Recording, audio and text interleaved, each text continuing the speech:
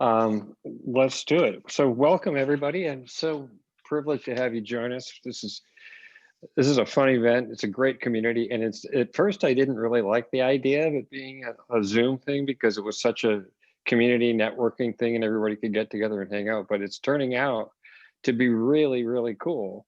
Um, and I'll go over a couple of networking or housekeeping things before we get started, just so everybody knows, all of us except for our speaker are going to be on mute during the talk, but afterwards you can use the raise your hand feature for Q&A, and we can extend that as long as it feels, fun.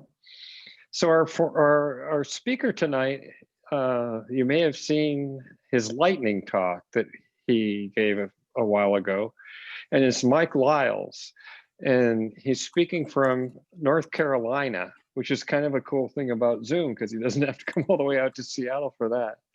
And the title of his discussion is Discussions Testers Should No Longer Be Having. And it turns out that some of them are discussions they should have. But anyway, I don't want to steal the thunder. I'm going to turn it over to you, Mike. I'm so privileged to have you speaking, and I can't wait to hear what you have to say. Thank you so much, Joe. And you guys hear me okay? Yeah. Okay. All right. Let's share screen and make sure you can see that. Hold on. Here we go. There we go. God. And all right. Can you see it okay? All right. Good deal. So, as Joe said, we're going to talk about discussions testers should no longer be having. I'm so excited to be here. I thank these guys for folks for having me last year in 2020. It was a very busy year, and I got to speak at a lot of events. But this one was one of my favorite ones because it was a lightning talk. I'm not good at keeping things short, although I will keep this around 30 to 35 minutes today. But I love to talk. I got that from my mother, and she's the credit for that. But a little bit about me. I'm Mike Lyles. I've been in IT for over 27 years now. I guess this will be my 28th year. And I started out as a developer. And I said, I want to be a software developer. I want to do that for the rest of my life. And half of that story was true. I did start as a developer, loved it, got into program management office, did not love that, but I learned a lot from that experience because I learned more about stakeholders and how that people want their product, and I really got on the stakeholder side by being in that role.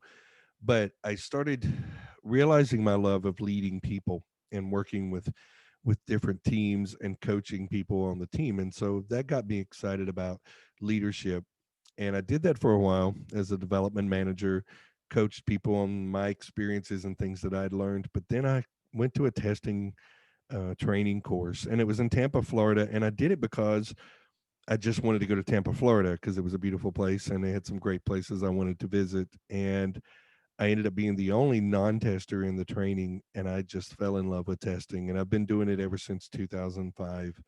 Um, Started it in the organization that I was working with, and got it fully developed there. I do a lot of work around different testing areas, and I'm telling you all this to kind of give you my experience, because as we talk about discussions testers should no longer be having, I've been on both sides of this fence, and both sides of the aisle, as they say in politics. And so my biggest thing is building teams and processes, methodologies, and measurement, metrics. And how do you really define a good story about how the quality is on the product? And then last but not least, as Joe mentioned, I do have a book that's out, and it came out in November, and I was going to tour the world and sell this book everywhere, and COVID said, nope, you're not. And so I've been selling it still, but I will tell you this: each of you get to be part of something very special, and this is um,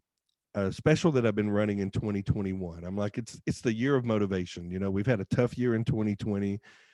This book has 30 chapters. It's all short stories. Each chapter is a separate story with a good fun story and then a good moral at the end. Paperbacks are on sale for 10, regular 14. And I'm not here to make a sales pitch, other than this. But If you're an ebook person, it's a perfect time because it's $1. It's 99 cents. And if you're in the US, and most of you probably are, I do sign copies and I do mail those out from home. And no obligation to anybody here to buy it, but I would love for you to try it. Um, I was told by someone you're never going to get rich writing books. They were absolutely right. But I did not write this book to get rich. I wrote this book to share a story and to share 30 stories with people. And I'm hoping to get that message out there. So I hope you try it. And if you do, let me know what you think about it. So let's get to the topic.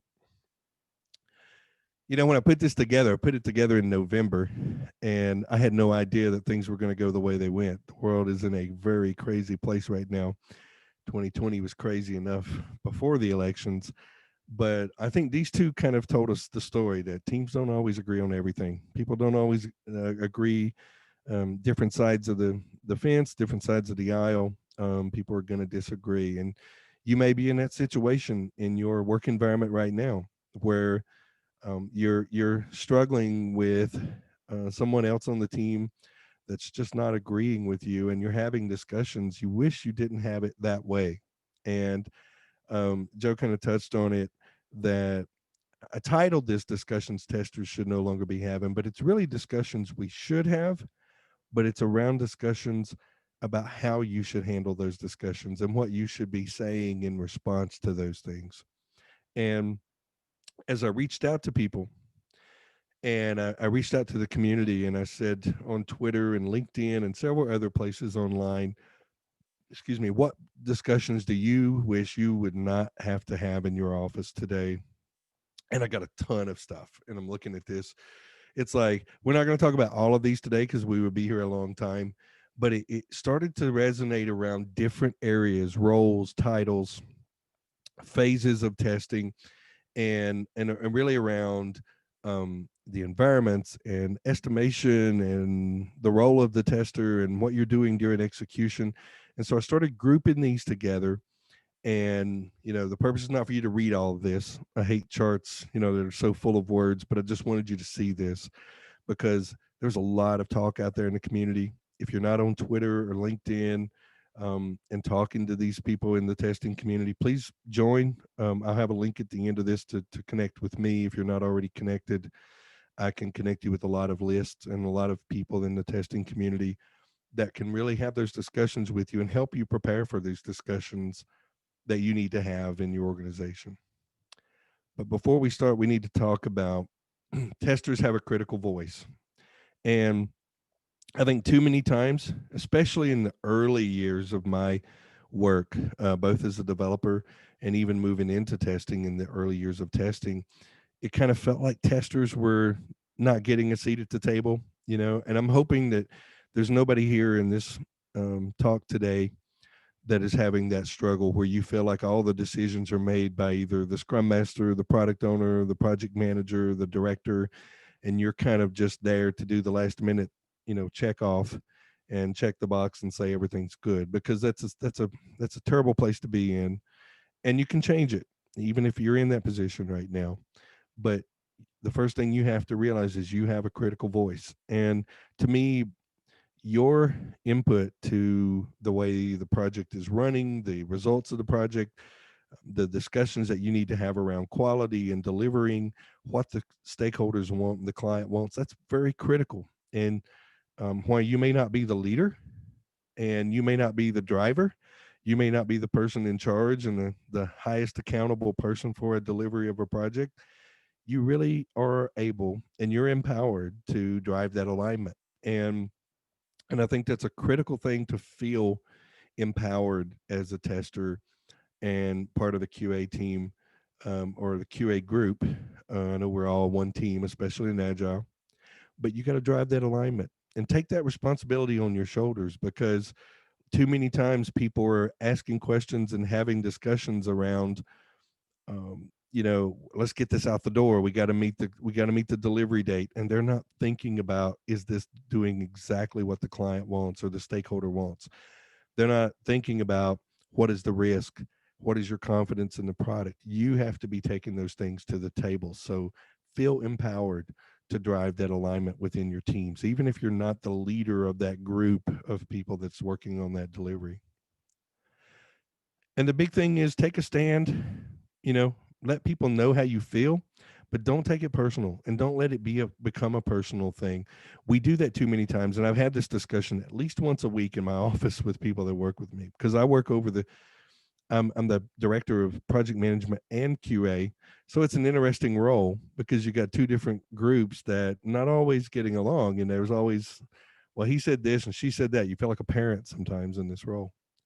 And I love it though, because I think the one thing that I get to share with people is how important is this? I mean, this is important for the project, but we're fighting about something that a year from now is not even going to be an issue to you. You know, let's make it happen and let's work together and let's find a common, agreement, and let's move forward, because we're fighting as if our lives depended on this, and it really doesn't.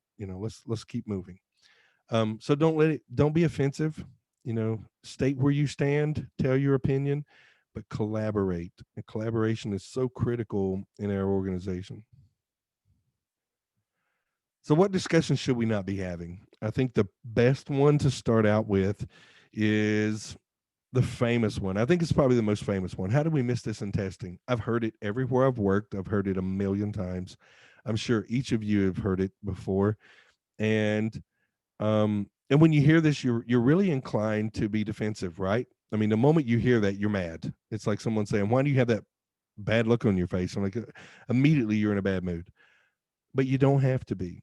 And as a tester, take this challenge. And I've learned to do this.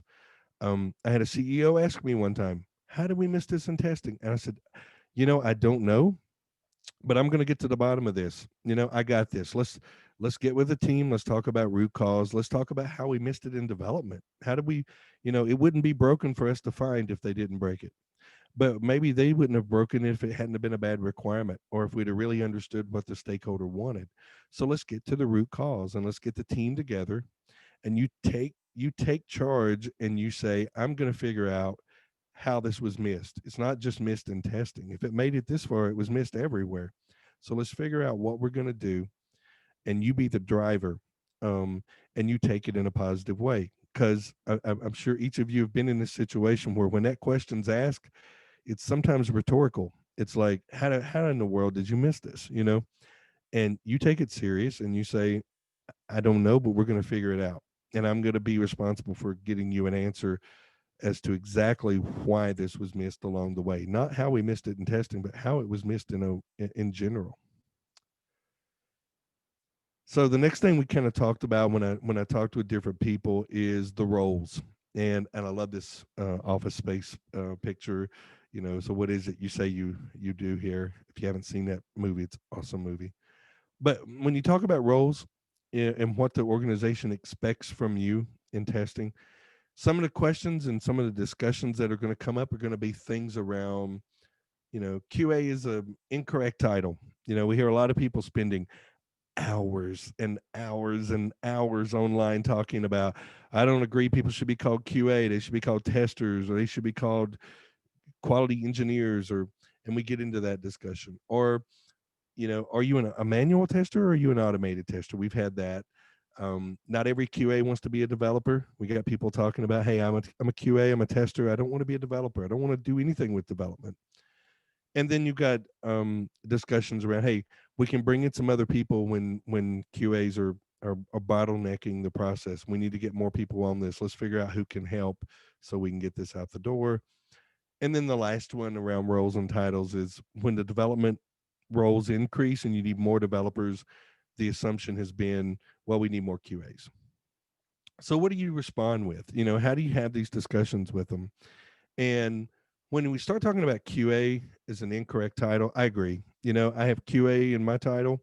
I'm a director of QA. My team has QA in their title, but I had someone very a mentor of mine say it's quality assistance, not quality assurance. We're here to assist people. And I've taken it and I've stolen that from her because she's given me that advice a long time ago. And I love it. I love the idea of it because we're here to help everybody ensure quality. We're not here to be the assurance of quality. We're here to assist the whole organization.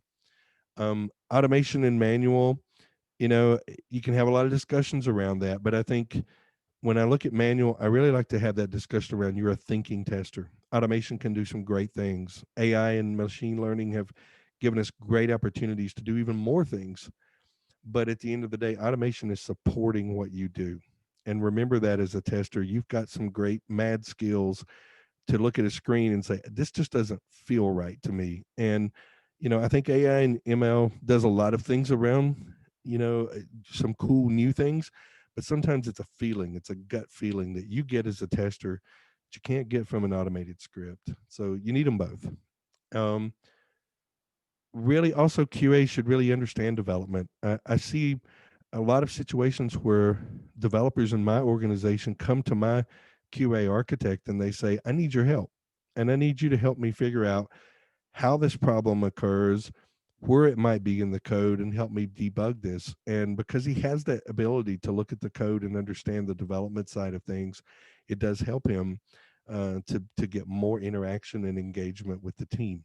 Now, I'm not telling you that if you say to me, Mike, I don't really know development at all. I started out as a tester and I've always been a tester and I don't know the development. That's fine, but start learning some of those skills around some of the languages, or at least being able to read and understand, hey, it might be here, where the problem exists. And then the point around others can help when QAs are the bottleneck. I think we need, and each of you are going to definitely agree with this, not anyone can do testing, not just anybody. I mean, it takes a skill, it takes a passion. I've worked with developers, I've been a developer, I've been a tester, and I've always said it's easy for me to interview testers because you can see a passion in a tester that you want on your team. A lot easier than development. I was a developer and I loved it, but it was kind of, I'm not, no disrespect to developers. I was one longer than I was a tester. But what I'm saying is, developers, you can be a developer and really follow the process and get things done, but you really have to love testing. I mean, you have to love it. And I see that when I'm hiring people on my team. I want to see that love and that passion for investigating and finding things. So, be careful if you're letting your organization fill in and get people to help you, because it takes a skill. You know what you're doing. And the last, this one is a tough one for me about when development increases, we need more QA, because I was that guy. I was that guy when they came to me and said, what's your estimation for testing? I would say, how long is it going to take development? And they'd say 100 hours. And I would say, okay, it's going to take us 30. I'd do 30% or I'd do 40%. And I think with a lot of our systems today, it really depends. And you have to understand the complexity of the application. I've seen projects where you got two developers and we need three or four testers to do the work. I've seen projects where you've got 10 developers and you only need one tester to do it. It really depends on the complexity, and it really depends on you and your team understanding, your testing group understanding really what is the complexity and how much do we need to extend here. You can still do the estimations like I've done in the past, but to really understand what you need, you really understand that scope and define your head count that way. And so when we look at environments, environments are a big thing for us, and I think it's something that we fall into a lot of discussions in our testing roles. Things like, hey, I need a production like environment. I really need that, and you get a lot of pushback. No, you don't. You got a lot of discussions around, hey, it works in staging, but not in production, or it works on my machine. Um, and you get the whole, when is the system going to be ready to test? Kind of like, hey, I'm taking my kids to Disney World, and it's like, are we there yet? Are we there yet? Are we there yet? And is it, yeah, it's going to take too long to set up, so let's just move it to production. Those are four different discussions I've had multiple times. So how do you respond to those things? Well, what I would say is, around the production like environment, especially in the performance world and in performance testing, um, there's some great performance engineers out there and performance specialists in this world that I've met across my years of experience in testing. And you'll get different various answers on this, but I really think it can be done, where you can have a scaled down staging or test environment, but you really have to be really sure of how you're scaling that down to do performance testing. And your ultimate goal is to make sure that what you do on this, in this test environment, is going to be the same as what's going to happen in production. And then any discussions around, well, it works in staging but not in production, it works on my machine, that's great, but everything fails if it doesn't work in production. If your users and your stakeholders and the people that are going to use this product are not able to get it to work, then it doesn't matter where it worked elsewhere. And then when is the system going to be ready to test? I think that's, if you haven't got experience around service virtualization, I was blessed with the experience to work on a lot of service virtualization efforts and work around 2014 and 15. And there's some great products that really support that. Smart Bear has some products with Ready API. Parasoft has a really cool tool. CA has a virtualized product that they own. But if you haven't used service virtualization, it's definitely something to look into, because service virtualization allows you the ability to stub out things that you're calling that may not be ready yet. And we did that a lot with the company that I was working with at the time in 2014.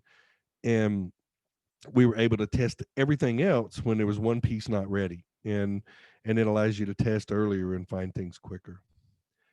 And then on the last one here, it's going to take too long to move to production. I know a lot of people are talking about shift right instead of shift left, and let's test in production. And I think, that is an option, and people are doing that, but you have to be really careful, and you gotta think about that risk to the quality. And you have to make sure that if you do move things to production that haven't been tested, that you get in there and test it really quick before other people do, and it's risky. And unless you do have the plan that a lot of these people are talking about with shift right. You can Google shift right, and you'll see a lot of people's topics around, testing in production. So it's not a myth anymore. It's definitely happening, but just, I just warn you, be careful, and make sure that your users are not finding the problems for you. And then with automation, I think we've heard all of these. We need to automate 100%. Worked for a company, same company in 2014, that said, you will automate 2,000 scripts or we will release you in December. They didn't release me, but I did leave. And because I think that's not a goal that you should just set to say, I'm going to automate everything. We do not need automation. That definitely is one we need to talk about. Discussions around why are these tests failing, and then also why didn't the automation magically catch the weird bugs? It's automation, right? It's supposed to do this. And responses to that really is, I say automation is at 100%. It's just not reasonable. We know that. If you're an automation engineer, absolutely no disrespect to you, I'd love to have you on my team. I need more automation in my company. I've got a couple of automation people that are working with me, and we're doing a lot of work around automation to help supplement and support our work.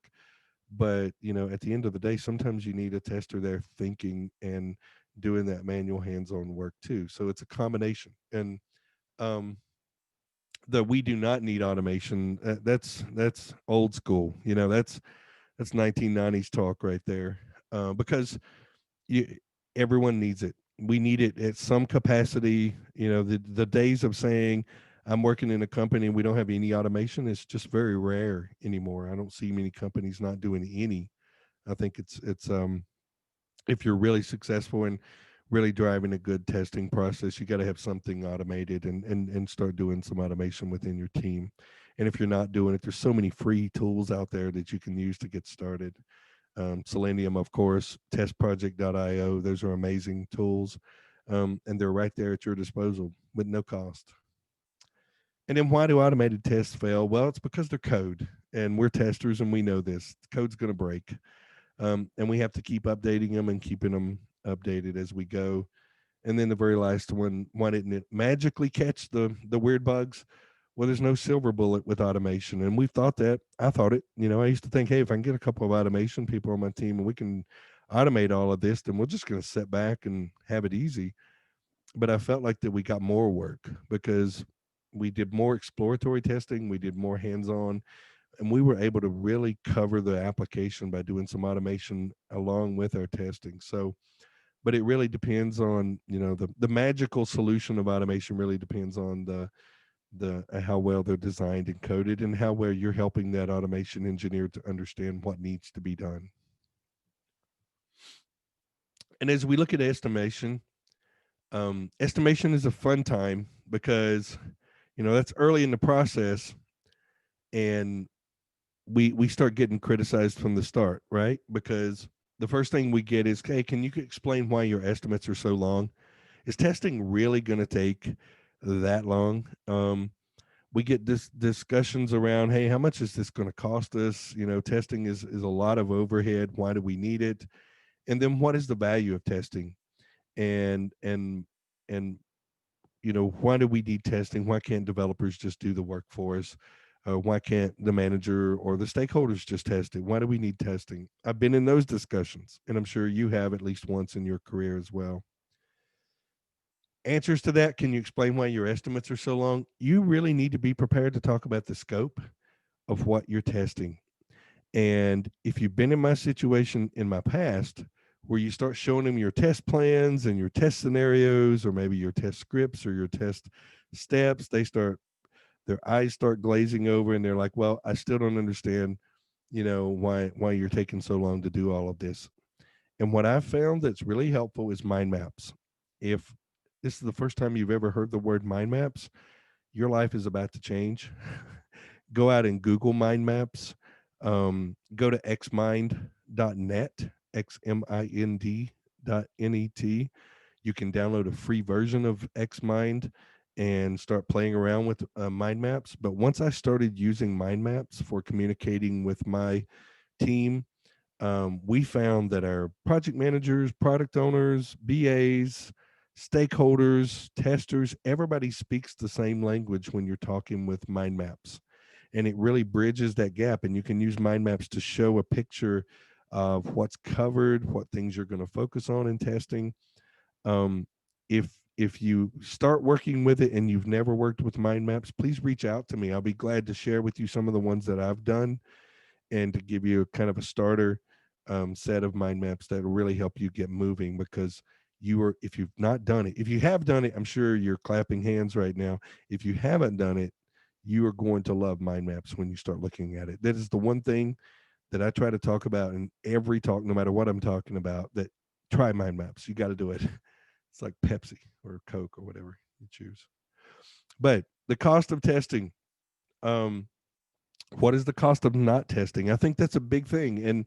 And then also around the values, what is the cost of a bug making it to production? Now, I had a lot of people um in an organization that I was in about 5 or 6 years ago. A lot of the executives were coming to us and saying, hey, we're more agile now. Can't the developer, can't the product owner, can't the stakeholder do the testing? Do we really need this large test team?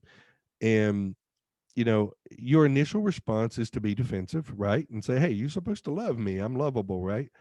But it's not always going to happen. And what you have to do is, instead of saying, well, I write test cases and I do this and I run tests and I'm here to ensure quality, or assist with quality and all of this, they don't hear you. But if you start talking about what is the cost of something that I found, and what it would have cost the company if I had not found it, or what is the cost of this issue that we found as the team, and had that not been found, what would have been the cost, then you can start getting the eyes opened from your executive teams. um, we had a critical defect, and this was with a $3 billion company that I was working with, that has millions of customers in stores and online. And that issue, I started calculating for them. I said, if this critical issue had made it to production, and we knew, because marketing knew, that the average customer spent $100 a year at this retailer's locations, then you could start calculating what would be the cost if I lost 500,000 customers, or what if I only lost 10,000 customers, and those 10,000 customers told all of their friends and everybody stopped shopping at this retailer. Well, when you start compounding that, you start realizing the benefit of finding issues. So if you're ever faced with an issue where someone's challenging, why do we need testers? Don't talk about, hey, you're supposed to like me, it's part of SDLC, it's part of our process. Start talking about, what would you do if you didn't have us? And what would be the issue if what is the cost if we don't test? And then what is the cost of things that we could find that maybe you wouldn't find? So have that in mind as you do that. And now let's talk about planning and really what we're planning to do, because we've made it from the estimation. We've thought about how we're going to start doing the testing, but then when we start planning our test plans, you get into those questions, right? The old famous, do you really need to test that? That's not in the requirements document. That's not scope. Why are you doing that? So I got a lot from those, and I tried to trim it down, but there was still a lot during the planning phase. And that is, hey, the developer tested this. The developer's already verified that this is working. Or the opposite is the developer's way too busy to write unit tests and they're not going to test it. The old age-old question: why are you testing that? Seriously, why are you testing that? One that I've heard many times: hey, this is just a straightforward change. Do you need to test this before we release it? And then exploratory is not enough. We get a lot of discussions around that, especially if you're a context-driven tester. I got into context-driven testing many years ago and brought it to this company 4 years ago. I really like it. I like the exploratory side of context-driven testing, but a lot of people say that's not enough. You got to do more. And then the age-old debate around test cases versus no test cases. If you've been online a minute, then you've heard that discussion many times. And I've been on both sides of that discussion, so we'll talk about that. And then the last one, discussions around usability is not a bug. How do you respond? Well, when they tell me the developer tested it during development, I'm like, thank you so much. We'll take it from here. That's great. I appreciate your time. Um, the developer's too busy to write unit tests. I think that's your opportunity to step in there, help them write their unit test, and it builds that collaboration, because then you start getting that back from them and you start seeing developers coming back to you and trying to help you out in your role as a tester as well. The third bullet around why are you testing that? Well, the reason we're testing that is because we know the user. And if you take nothing from this today, I'm going to probably say this a few times, but this is one of the things you want to take from it, is your job as a tester is to understand how that user is going to use this application. It's not as much about how well you can write a test script or how many steps you can write or how many tests you can execute or how many bugs you find. Your job as a tester is to make sure that you understand how that user is going to use it, and you start you know, or you start behaving as if you are that user that's using the application.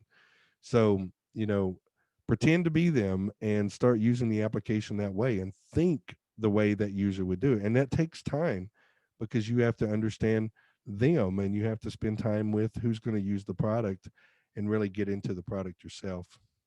The old bullet, this is very straightforward. I'm like, that's really nice. It's going to be easy to test. Thanks. And and then exploratory, it is enough if you do it properly. I think exploratory, if you're thinking of exploratory as ad hoc, it's not, if you're doing it right. And it's not just random. It is thought provoking planning where I go down this step and this phase, and I take that test and I do this test, and then based on my response, I may go left, and then based on the next response, I may go right. But it's so fun to be exploratory with your testing because you're going all around and you're looking around everywhere. Sometimes you have to back up and then go right again, but it's okay. You really explore and understand the application. And then test cases versus no test cases. I will tell you, I became a high proponent of context driven testing. And the reason I did is because it doesn't require test steps and test cases, but it does require really good mind maps, really good planning and charters, test charters. And it requires a lot of documentation on the back end about what did I find? What were my observations? Because I'm investigating. And so there's good and bad. People that join my team and I say, I'm not going to require you to write test steps and test cases. They're like, yay. And I'm like, yeah, but I am going to require you to write a really good test summary and write everything that you found and all of your observations. And they're like, not yay, you know. So, but it's really the important thing there is to understand the scope and understand the scope of what you're testing. And again, back to the user. understanding your stakeholders and your users and how they're going to use that product. If you can't relate to them and be an imposter of them as you're using the application, it's going to be tough to make sure that they really got what they wanted. And then usability along with accessibility, those are two big deals with testing. And they used to call it cosmetic bugs or low bugs, but I think sometimes now the statistics have shown that people, especially millennials, will delete apps off their phone if the color of the logo is not pretty, or there's so many different reasons that people don't use our products now. So you got to make sure it's usable. It's good to use. It's easy to use, and then when accessibility comes along the way, there, it's got to be accessible to people that need it as well. And then around test execution, as we get closer to the end here, when you look at test execution, by the time that happens, it's like, okay, we've done our job. Doesn't matter how long it took. You need to hurry up and get this out the door. We got to go, right? It's like we're all ready. We're all dressed. You need to get dressed and get out the door with us. Let's go. When that happens, a lot of discussions there as well. Can we cut testing? We got a budget. We've already spent it on everything else. Let's cut the budget for testing. Negotiation of the time. You got to spend a lot of time saying, hey, I'm going to need 3 days to test this. And they're like, no, we really need you to hurry it up. Again, are we done yet? The whole vacation trip. Are we there yet? Are we there yet? Can we ship? And then what's the least that we can do? We've got ruined by this MVP product discussion in Agile. What's my MVP? That's great, MVP, but you need to be an MVP to get it out the door too. And then, can you test this today? Here it is. I need this today. Can you turn this around in an hour, 2 hours? Can you get this done? And then, why did you raise this issue? This is not a bug. We've had those discussions. And then the last one, can we throw more testers at this? And so the responses that I've got to that is really around, yeah, can we cut testing? Here's one piece of advice I will give you that I've learned through the years. Yeah, I can cut testing, but I'm also going to cut my confidence. I'm going to increase the risk. And I'm going to tell you, I can do this in various stages. I can do a little bit of testing, and I'm going to have a little bit of confidence in this product, and there's going to be a lot of risk.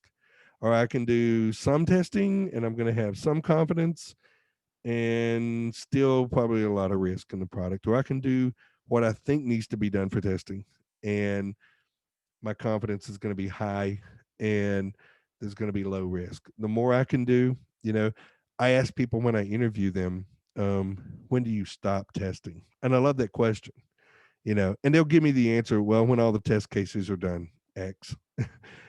Or I've also heard when we run out of budget, and that's probably not an X, but it wasn't the answer I'm looking for. I want people to say, I'm going to test until they make me quit, because if you give me the option to test something, I'm going to test it and test it and test it and look for different ways until you say, okay, Mike, it's enough. You've fully exhausted this system. Um, Negotiation on time for testing, I think it's making sure that the whole team works together and that we're not being unfair. A lot of times we'll see development take longer than it needs to. It's just, I've been there on both sides. But you also have to say, well, we need 3 days to test this. We need 2 days to test this. And, if you want to cut testing, that's fine, but you have to help me sign off on this, that we have agreed we're going to add that risk. That's just something you have to do. Because if you don't do that, then you're going to have that question later on, how did we miss it in testing? So remember, that's coming back to you. Are we there yet? Can we ship? I mean, I try to ask folks to be patient and, understand that excellence is in progress. We're trying to get this done. And then what is the least we can do to ship? Man, there's so many answers. There's multiple answers to that. We can cut scope. Nobody ever wants to do that, but we can. We can do risk-based testing. We can talk about, okay, let's sort these things by what I think is the highest risk. Test those things first. You probably should already be doing that. But there's different things you can do. But when someone asks you what's the least we can do, you really need to have a good discussion with them around, what is the impact if we start cutting things down and cutting them shorter. And can you test this today? I love it. Yeah, I can test it today and tomorrow and the next day. then the next day. And then why did you raise this issue? It's not part of the scope. It's not requirement based. It's not linked to a requirement. Well, because you know the user. And as I said earlier, the more you can know how the user is going to use this, the more you can step outside of what are the requirements and the scope of this and think about how are they going to use this product.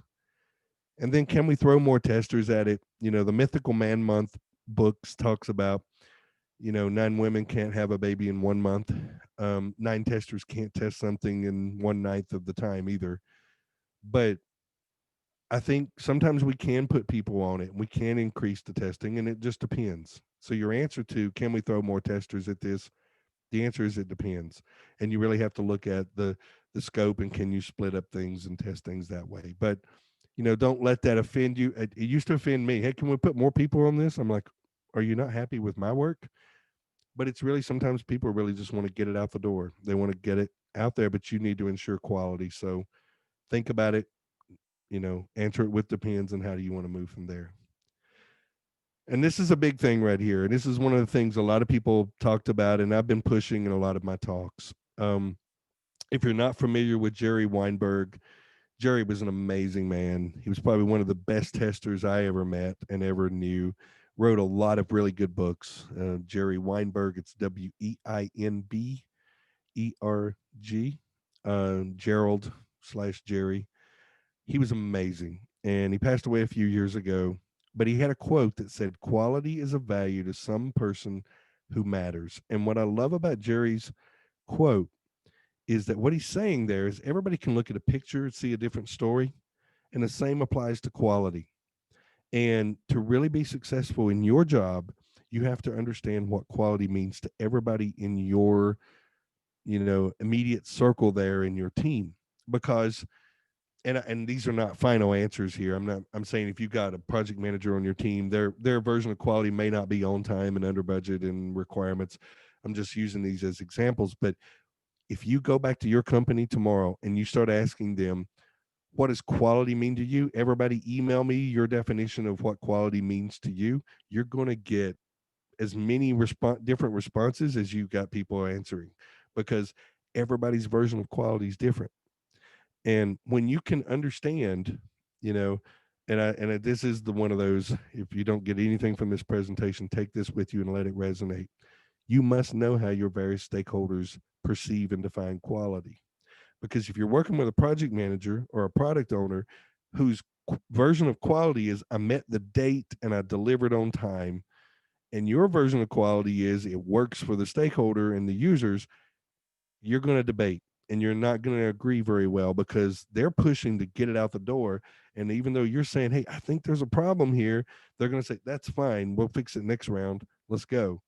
You have to understand how everybody on your team sees quality. And if you understand that, then you're going to know how to have that discussion with the project manager.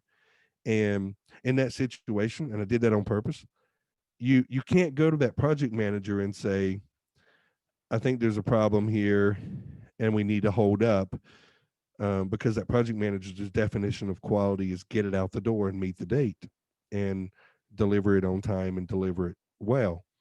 But if you say to that project manager, I feel like that this is going to require us to have to go back with another release to fix it, and it's going to require more rework, then you're hitting their sensitive areas around, okay, that's not quality to me. Then if I've got to go out with this release and then fix it right behind it, and I've got to keep working on this and I'm not done, then you may get their attention. So you can learn based on how different people perceive quality, how to work with those different people in that role. So that's my thought on quality. It's one slide I definitely wanted you to take away with you from this talk.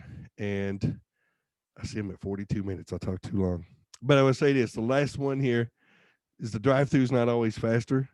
Don't do it just for convenience. I showed my book to someone at a drive-through once, and she said, oh, it's great. It might be faster. It might drive-through may not be faster, but it's more convenient. And I say to you, in your role, in your job, you can't just do it for convenience. Don't take the easy way. Sometimes there's going to be a better way, a faster way, and a more efficient way to do something and still get the same results. So don't tie yourself to a specific process or routine, With my drive-through theory, I can get out of my car and go in and buy things and come back out and leave faster than sitting in the line before COVID, by the way. COVID's kind of ruined that whole perception. I have to sit in the car no matter what. But there are better ways. And then the last thing I'll say to you is you have the potential to be remembered for all the things you're going to do today, tomorrow, and beyond. And you don't have to be Sheryl Sandberg, Elon Musk, Bill Gates, or Steve Jobs to make that difference. You can change the world right where you are today. You're here at this webinar and you're part of this. So what are you doing to be great? And I thank you so much for being part of this. And sorry to Shelley and Joe for talking longer than I said I would. And you can reach me in all of this. If you reach out to me, I will connect with you. I'm very narcissistic on social media, so I love to be followed and connected. So thank you, Mike. That was a great talk, man. I have so many notes that I took. I don't even want to start going over because I know other people probably have questions. So thank you. Thank you. Yes, so if anybody has any questions, you're welcome to type them into the Q&A box, or if you'd like to raise your hand, I'd be happy to open up your microphone for you. So, and I see that Jeff wrote something. He says, good, fast, cheap, pick any two. That's right, exactly. Yeah, and thank you for the invitation to reach out. Absolutely. That's very kind of you. And I started keeping a mentor list. You know, one of the things in my book is, you know, you need to have a mentor. I do a lot of talks around mentors, and I'm not going to sit here and count all of these, but I've got a whole screen full of people that I've met this last year with my talks that have really come to me. They'll usually come for one or two questions and thoughts, and then I give them. I've started packaging up my little responses. You know, here's 10 things you can go do right away. I'd love to help people out with that, because we all learn together. I realized that going to conferences, going to webinars, going to meetups and talks like this was where I learned the most about testing compared to anything I learned in school or even work. Yeah. So I can share some of the notes I took that agreed so much with my philosophy of testing that you touched on. And I'm kind of going backwards because my notes are chronological. But anyway, I agree with you that usability is a bug. Oh, yeah. That's one of the most important things, is how usable is the software. And I got into software testing through being a interface design engineer. Nice. And I agree 100% that usability is critical. Yeah. I also agree. I took a quick note here that it just says consulting-based testing. So as you're going through as a tester, you don't just look for flaws. You make recommendations based on your experience, because you've seen so many different software products over the years that you can really help the team out by saying, this isn't really working as smoothly as it could, and you might want to try this other approach. Oh, yeah. Yeah. I love that consultant-based approach, because, you know, it's one of those things, you know, I mean, it's like, I talk to people. My son is 17, and a couple of years ago, he'll be 18 soon. And one of the things when he got his driver's license, he's like, Dad, I'm ready to drive, you know, and you get a license, you can get all the training in the world, but nobody trains you on how to handle that car pulling out when they don't supposed to, or somebody not stopping at a stop sign, or an animal running up in the street. You have to learn those things as you go. And I think as a tester, you know, as we get more and more years of experience in testing, we can say, you know what, I know that if I do this, this is probably going to break this application. You know, I watch James Bach a lot of times. James will test web pages by right-clicking the mouse like crazy on a web page, and he'll do some crazy different things, but he does the same thing. That's the first couple of things he does on any web page, you know, or other testers. I've seen them do certain things, you know, as soon as they start testing, it's the same set of 3 things I always do, because I know I'm probably going to find the majority of the issues by doing these things. And that's experience, you know, it's just hard to explain it. You can't write it down, you know, you just learn it. Yeah. Or just when you are ready to put on your jacket, leave a book on the space key and see what happens. You come back in the morning. All right, so we have a few questions from the audience. Oh, So, good. the first one is, Mike, how do you communicate technical topics to non-technical people? And this is from Lilia. And you mean, and I'll answer it both ways, because I think there's two different situations here. One is, how do I communicate technical things to people like at a conference or somewhere? And I don't think that's what you're asking, but if you are, say yes, and I'll talk that way too. But it's funny you asked this, because I I mean, 2 hours ago, we met with a client, and we're a marketing services company, and we met with one of our clients, and one of our team members was discussing with the client what's going on with the application and what problems we're having and what issues they're having.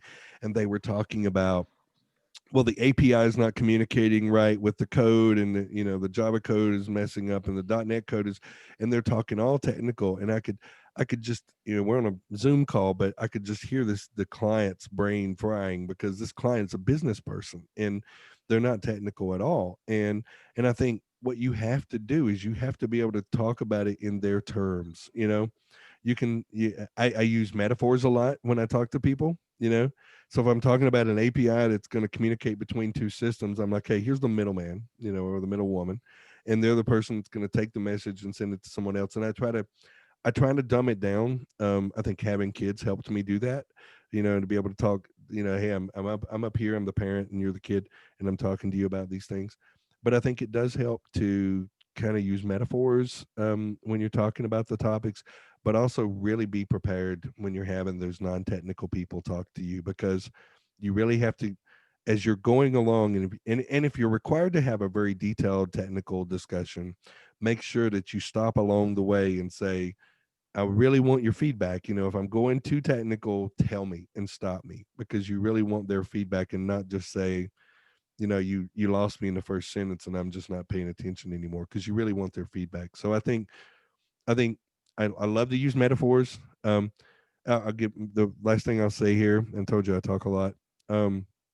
We talked about how many things do we want to put into a Scrum, into a iteration for one of our releases.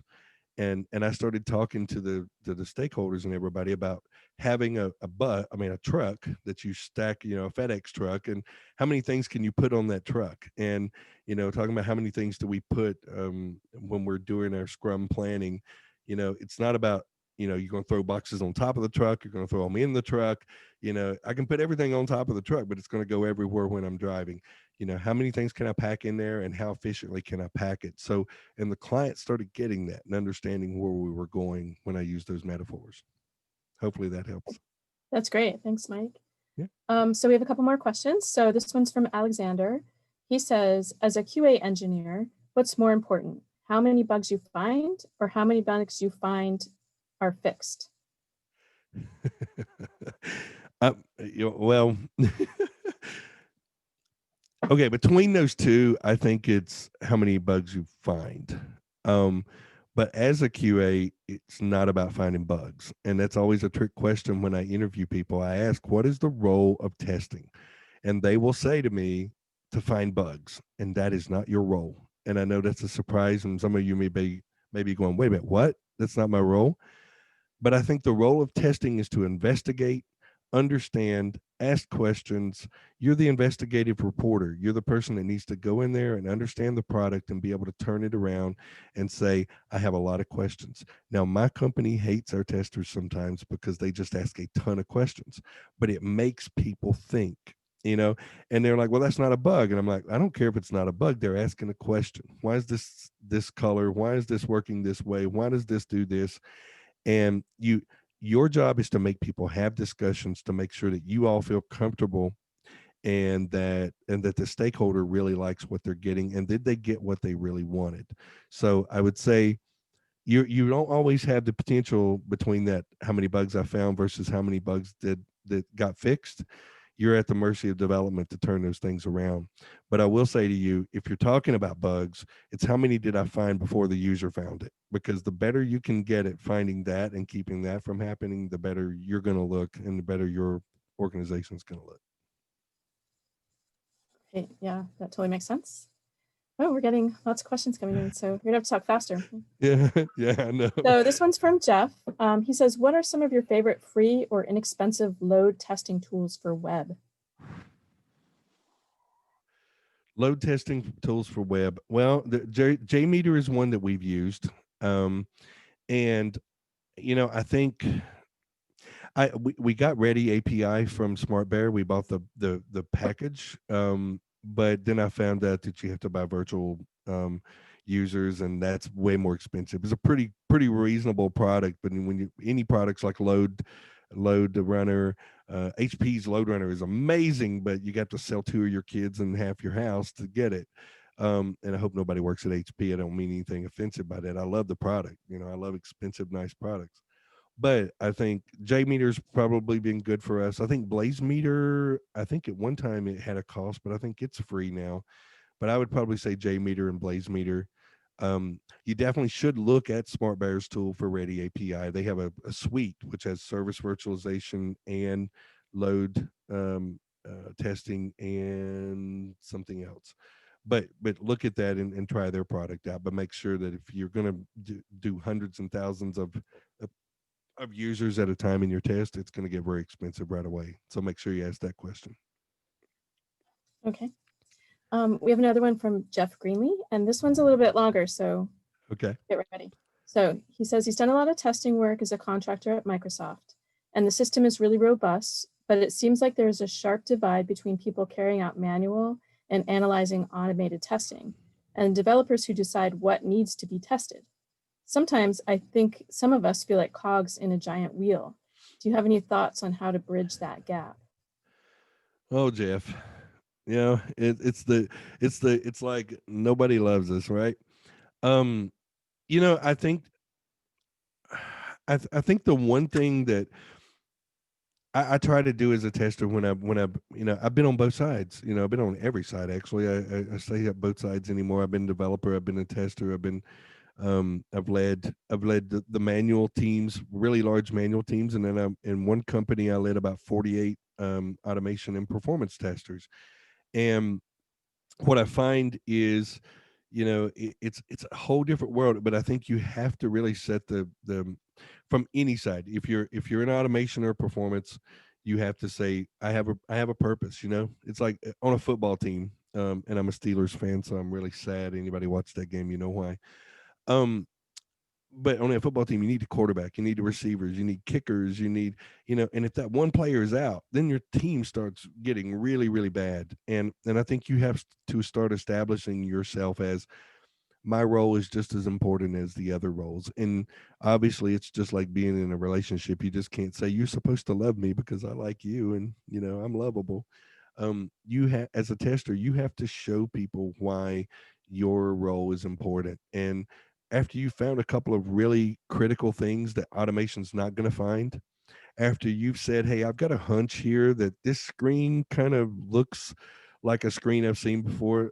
As Joe was saying earlier, I've seen this before. The screen kind of has this thing in the corner. I think that's about to do something. Automation might not know from experience that that's going to happen, even with AI. So I think you have to start showing your value. And really, and the other thing I'll say to you, Jeff, is get more engaged, especially if you're on an agile team. Get more engaged with those developers, the product owners, and the managers and the users, and show your value to help them think about things, especially from that design at the front end. I think this is easier. This is going to be easier to test. Show your value beyond just doing testing, because if you're with Microsoft, then they're looking at how do we speed to delivery, right? And they love to do, I get updates every day. I hate it, but I get them every day. So they want speed to delivery. And I think what you have to do is show your value to be really collaborative with other people on the team and say, look, I'm a tester and I'm testing manually. I'm a thinking tester, but I also bring some other things to the table where I can help you think about usability, accessibility, and some other things that really require me to step in. Great. And we're just about out of time. Do you have time for one or two more questions? I sure do. As long as you need to go, I'm happy. Well, we'll do. We have two more. So the two that are already in the queue, we'll do, and then we'll call it a night. But So the next one is from Baraket. Most of the time, project managers decrease the level of priority of the bugs we file. How can we convince them that they shouldn't? Say that again. And So I I think it's read pretty it. much, so they file bugs and they think that they assign it in a priority, and then maybe the project manager will change it to a lower priority. Oh yeah. Yeah. See, I run project managers and QA, as I mentioned. And so it's fun to be over both, because I got project managers who will delete bugs that the testers log, and then they're grounded for 2 weeks. Because I don't like that, because I'm like, let them have their voice. I mean, it's okay to say it's withdrawn. And the problem with that is there's two big issues. If you're lowering the priority, or you're saying that they're not really a problem, especially if they're deleting them, I think you have to have you need to have defect reviews. And I forgot the term I always use with my team. It's like a defect triage, and so when you're having defects on the team, you need to be, I would say, start up a defect triage within your project team and say, hey, look, we're going to meet every third day or every week. I'm going to go through the defects that I've got. I'm going to explain to you why this is a critical defect versus a high severity or a medium severity. And you prove and show the value of why that is, why that's getting, logged as a critical defect, because you have to prove that to people. And then the other thing is, if you're working in a company and they're knocking your defects out, to me, I need to see defects that somebody may log that really isn't a problem, because I need to be able to help testers learn how to find what really are problems. If people are just deleting them and saying it's not a problem, then then I'm not seeing that tester is not finding the right things.